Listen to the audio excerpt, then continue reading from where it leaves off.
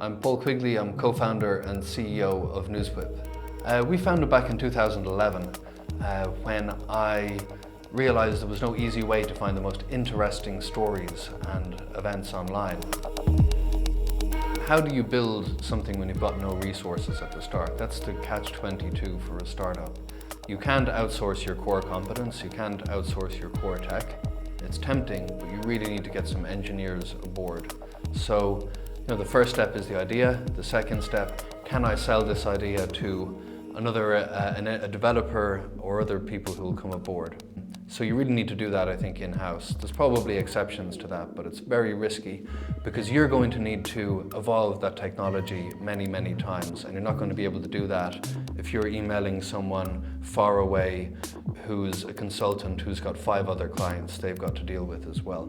But the more resources you can have in-house, I think the better on your starter team. Dublin's a fantastic place to find people who want to build product. Firstly, I think the quality of graduates is really high. We've got really hardworking, dedicated, smart people who we've hired into the company. Another great thing of Dublin, people want to move here. So convincing someone to move from Brazil, from Mexico, from Italy, from Germany, from Serbia, they've all moved to join our development team in Dublin. And of course, it's good that they're able to move here, that there's a visa program in place for highly skilled workers. One of the simple tests on product that I came up with at one point is, what would Des do? And Des is the Chief Operations Officer at Intercom, and he writes a fantastic blog about developing and building product. And that's kind of like your what would Jesus do moral question.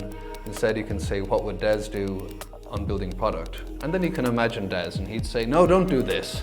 It's too complex, the users won't understand it. Or he might say, okay, build it like that. But you can probably imagine Des's reaction, and it's a good test as to whether you should build something or not.